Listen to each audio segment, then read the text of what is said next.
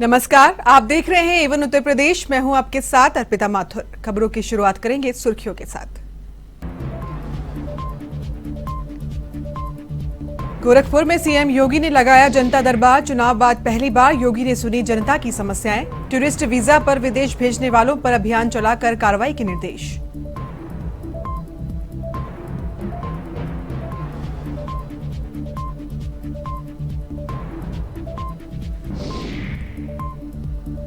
अखिलेश यादव ने महंगाई को लेकर केंद्र पर साधा निशाना। कहा, महंगाई की मार से जनता है त्रस्त। सरकार राजहित में नहीं जनहित में बनाए नीतियां जिससे जनता को मिले राहत।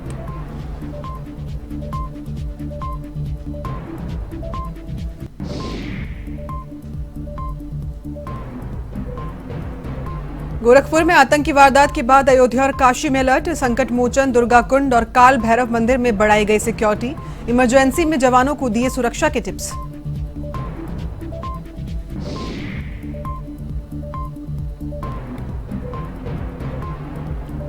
अयोध्या में भीषण सड़क हादसा। अनियंत्रित होकर पलटी बस। हादसे में 3 की मौत, 30 घायल। सीएम योगी ने जताया दुख।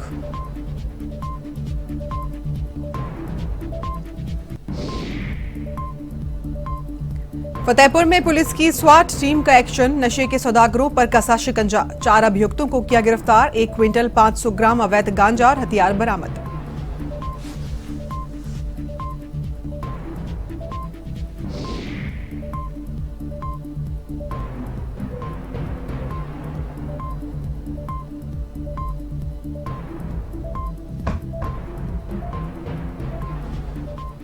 चलिए अब रुक कर लेते हैं खबरों की ओर, जहां गोरखनाथ मंदिर पर हमले के बाद गोरखपुर पहुंचे मुख्यमंत्री योगी आदित्यनाथ ने आज मंदिर के हिंदू सेवाश्रम में जनता दरबार लगाया।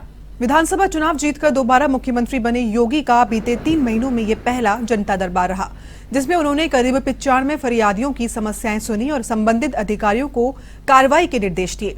योगी ने अधिकारियों को निर्देशित किया कि जनता की समस्याओं को गंभीरतापूर्वक अपने कार्यालयों में सुने, उनका निस्तारण गुणवत्तापूर्ण और निर्धारित अवधि में कराएं।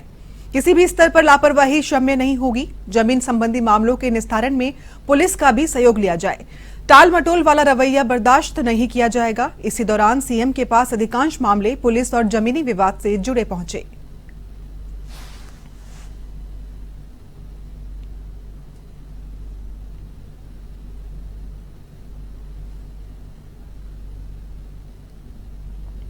देश भर में बढ़ती महंगाई को लेकर समाजवादी पार्टी के अध्यक्ष अखिलेश यादव ने केंद्र सरकार और ईंधन कंपनियों पर निशाना साधा है।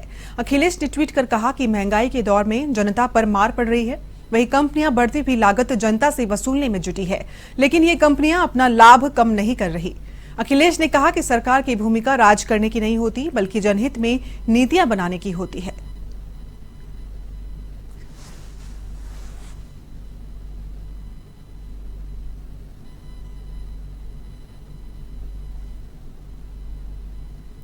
अयोध्या में NH 27 पर यात्रियों से भरी बस पलट गई। जानकारी के मुताबिक इस हादसे में 3 यात्रियों की मौत हो गई, जबकि 30 के घायल होने की सूचना है। वहीं घटना की जानकारी मिलते ही पुलिस की टीम मौके पर पहुंची और घायलों को एम्बुलेंस की मदद से जिला अस्पताल में भर्ती करवाया गया। मुख्यमंत्री ने अधिकारियों को निर्देश किया कि दुर्घटना में घायल लोगों का समुचित उपचार कराया जाए। जानकारी के मुताबिक प्राइवेट बस दिल्ली से सिद्धार्थनगर जा रही थी। इसी दौरान ये हादसा हुआ।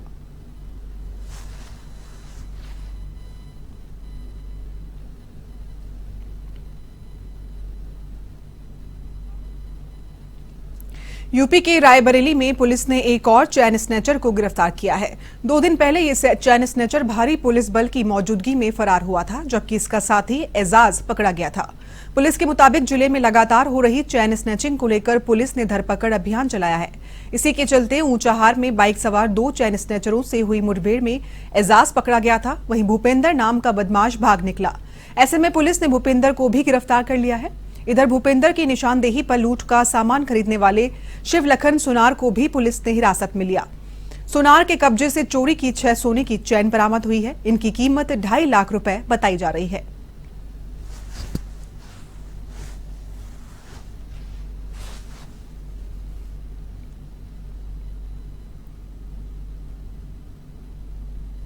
पिछले 4 महीने से रायबरेली के विभिन्न थानों विशेषकर कोतवाली, मलेरिया, बछरावा और ऊंचाहार में एक चेन स्नैचिंग का गिरोह सक्रिय हो गया था, जिससे 4 महीने के अंदर करीब 9 चेन स्नैचिंग कर ली थी।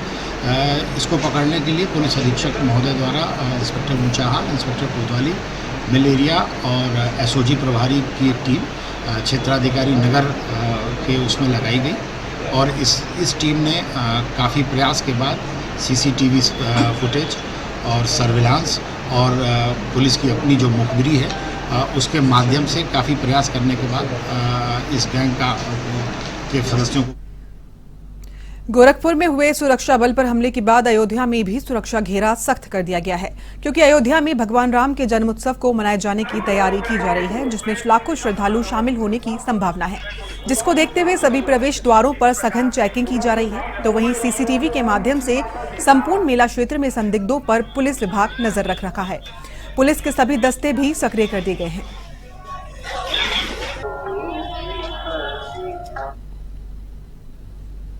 ये कोविड के बाद और माननीय सर्वोच्च न्यायालय के जन्मभूमि के निर्णय के बाद ये पहला ऐसा चैत्र रामनवमी का मेला है जो बड़े पैमाने पर होने की संभावना है और अभी से यहाँ भीड़ भाड़ काफ़ी बढ़ गई है। तो एटीएस कमांडो के साथ हमारे पीएससी और जो बाहर से हमारे फोर्स अधिकारी आए हैं और आम पब्लिक जो अभी से मेले में आना शुरू हो गई है, उनके मन में एक सुरक्षा का विश्वास पैदा करना, अपराधियों में खुराफाती तत्वों में भय पैदा करना, ये हमारा ये फुट मार्च और पैदल मार्च का ये हमारा उद्देश्य है।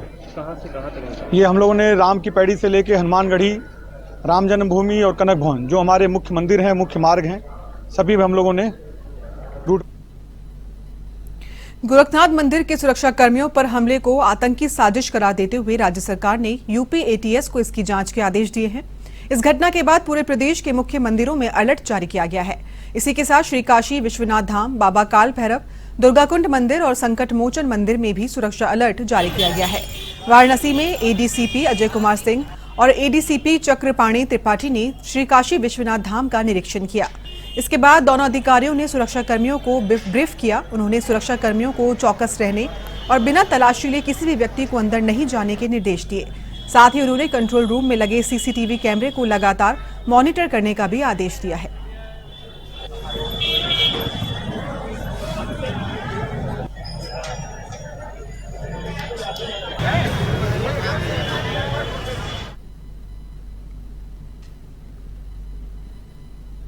खबर यूपी के औरैया से है, जहां डीएम के सस्पेंड होने के बाद पांडे ब्रदर्स पर विजिलेंस का छापा मारा गया। जानकारी के अनुसार पांडे ब्रदर्स डीएम के करीबी बताए जा रहे हैं। इस दौरान मखलू पांडे के घरों पर और बीजलपुर घाट पर छापा मारा गया। साथ ही बालू के खदान पर भी कार्रवाई की गई।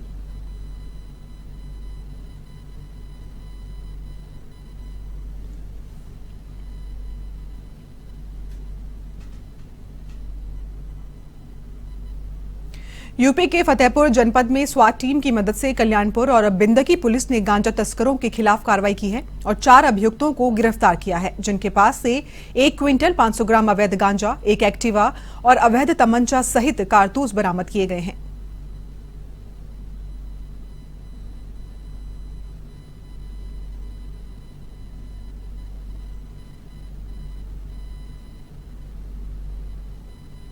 जनपद फतेहपुर की पुलिस ने आज बड़ा सराहनीय अच्छा काम किया है। ये तला बड़ा खेड़ा कल्याणपुर थाना क्षेत्र से 4 अभियुक्तों की गिरफ्तारी की है, जिनके पास से नाजायज़ 1 कुंटल 500 ग्राम गांजा बरामद हुआ है। साथ ही साथ 1 तमंचा और एक्टिवा स्कूटी भी बरामद हुई है और ये ले थे सप्लाई करने के लिए और इसकी कीमत जैसा कि लोग बता रहे हैं कि 1 करोड़ से ऊपर की है गांजे की। इनकी क्रिमिनल हिस्ट्री पता की जा रही है। कानपुर देहात में लगातार महिला अपराध का बोलबाला नजर आ रहा है। ऐसे में अपराध पर अंकुश लगाने का दम भरने वाली पुलिस खुद ही आरोपों के घेरे में खड़ी है। छात्रा के साथ लंबे समय से दबंगों द्वारा की जाने वाली छेड़छाड़ पर कई बार शिकायत के बाद भी पुलिस ने आरोपियों का साथ दिया, जिससे त्रस्त होकर छात्रा ने जहर खा लिया। वहीं इस पूरे मामले में क्षेत्राधिकारी रविकांत गौड़ की बात माने तो छात्रा के साथ हुई घटना को आज की घटना मान रहे हैं। उन्होंने इसको लेकर 3 माह पहले से चली आ रही पीड़ित की शिकायत और पुलिस को दी गई जानकारी का जिक्र नहीं किया। पुलिस साफ तौर से खाकी पर लगे दाग को बचाने में लगी है। छात्रा के जहर खाने के बाद पुलिस की ओर से आरोपी के खिलाफ धाराओं में मुकदमा पंजीकृत करने की बात भी कही जा रही है।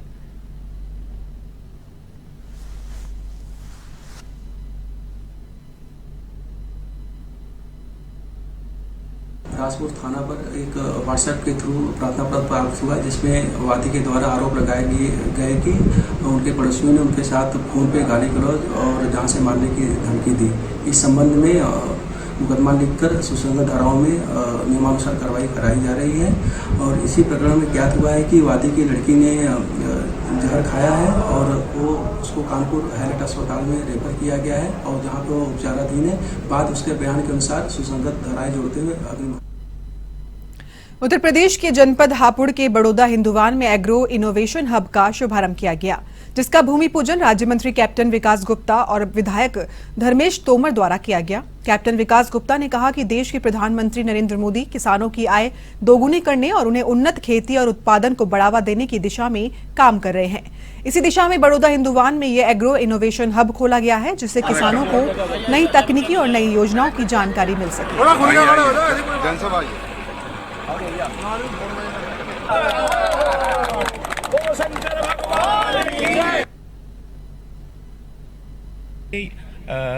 जो आज नए जो कलाकार आए हैं, जो ज़मीन से जुड़े हुए हैं, वो अभी भी अपने गांव में जाते हैं, वहाँ खेती करते हैं, वहाँ अपना मकान बनाया। भाई उधर जितना भी उन्होंने सक्सेस कमाया बम्बई में, लेकिन वो रहते हैं इसी ज़मीन से जुड़े हुए। तो दूसरी बात ये है कि ये यहाँ पर मैं इसलिए आया कि मुझे बहुत अच्छा लगा, क्योंकि जैसे जैसे पूरी दुनिया की आबादी बढ़े जा रही है जी, दुनिया की जैसे जैसे आबादी बढ़ती जा रही है, तो सबसे ज्यादा जरूरत पड़ रही है धान की। अगली खबर की ओर, जो सुल्तानपुर से है, जहां 25,000 का इनामी बदमाश पुलिस मुठभेड़ में पकड़ा गया।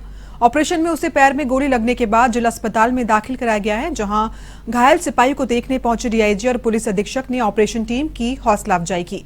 आपको बता दें, नगर कोतवाली क्षेत्र के कटावा मोड़ के पास रामनगर इमिलिया पुलिस चौकी के पास आमने सामने गोलीबारी हुई, जिसमें नगर कोतवाल राम आशीष उपाध्याय के साथ मौजूद सिपाही विक्रम बघेल के भी गोली लगी और वो जख्मी हो गया।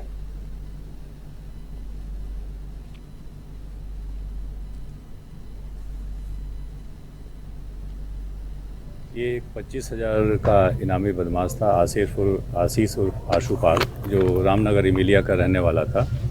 ये पहले से ही एक लोकनाथ पांडे बिजली कर्मचारी हैं, उनके ऊपर जानलेवा हमला करने में वांछित था। उनसे चौथ वसूली के लिए जो है इसने उनको धमकाया था और बाद में उनको गोली मारी थी। साथ ही ये रामनगर इमिलिया के मशहूर बदमाश जो इस समय जेल में निरुद्ध है, मुन्ना सिंह, उसका फाइली है और उसके इशारे पर लोगों से धमकाना, चौथ वसूलना इत्यादि कार्यों में ये लिप्त रहता था। कन्नौज पुलिस ने रोला गिरोह के 3 बदमाशों को गिरफ्तार किया है, जिनके कब्जे से तमंचे और कारतूस जब्त किए गए। पकड़े गए गैंग के सदस्य रंगदारी वसूलते थे। कुछ दिन पहले एक भाजपा नेता को रंगदारी न देने पर जान से मारने की धमकी भी दी थी। पुलिस पकड़े गए बदमाशों के और साथियों की तलाश में जुटी हुई है।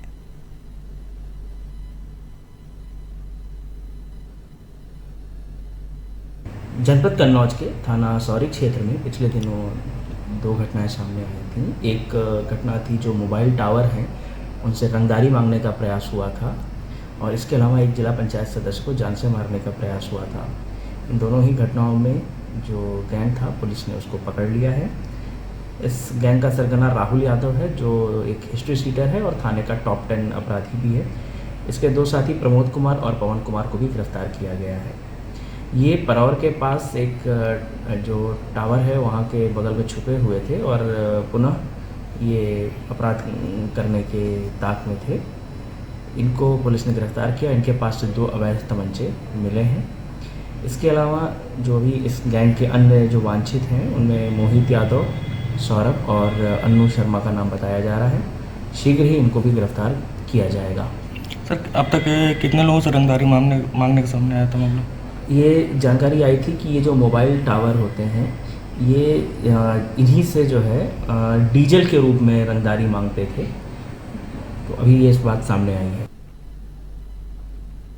यूपी के बुलंदशहर में अंतर्राज्यीय वाहन चोर गिरोह का पर्दाफाश करते हुए खुर्जा देहात पुलिस ने 4 आरोपियों को गिरफ्तार किया है। इस दौरान पुलिस ने आरोपियों की निशानदेही पर चोरी की 13 बाइक्स बरामद की है। पुलिस के मुताबिक आरोपी दिल्ली समेत अलग अलग जनपदों से बाइक चोरी करते थे। वहीं पकड़े गए 4 आरोपी मेरठ के निवासी हैं।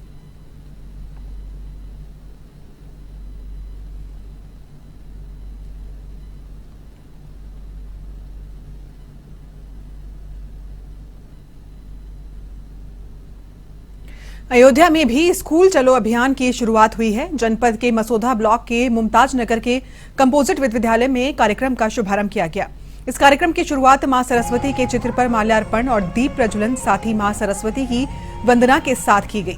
कार्यक्रम में अधिक से अधिक संख्या में बच्चों का नामांकन लक्ष्य करने की शुरुआत की गई है। इस दौरान डीएम नीतीश कुमार ने बताया कि शिक्षकों की भूमिका बहुत महत्वपूर्ण है। सभी उपस्थित शिक्षक आदि से गुणवत्ता पूर्वक शिक्षा प्रदान करने के लिए संकल्प के साथ साथ शपथ लें। स्कूल के छात्र छात्राओं को अपना बच्चा समझकर शिक्षा प्रदान करें तो शिक्षा की गुणवत्ता में निश्चित रूप से ही सुधार आएगा। कार्यक्रम का शुभारंभ मंत्री ने किया।